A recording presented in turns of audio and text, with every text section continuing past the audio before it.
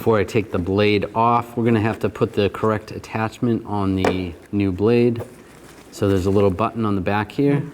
Push down on that button and the back of this attachment raises up, and just slide it back. And it just pulls up. We're gonna take this attachment that looks like this for this vehicle. And with the arrow side pointing towards the arrow, lock it in place. And then we need to take a little bracket off here. Just take a straight blade screwdriver, slide it in here where the arrow is. And this piece will come off. We can discard that.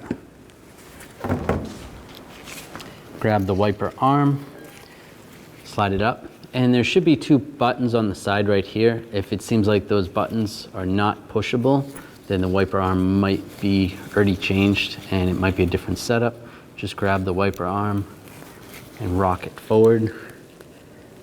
This slides down like this and out, just like that. Now take the new wiper blade. We're gonna slide the back in first, just like that. And then clip it on. And then if you still have the protector on, slide the protector right off. And you can do the same on the other one.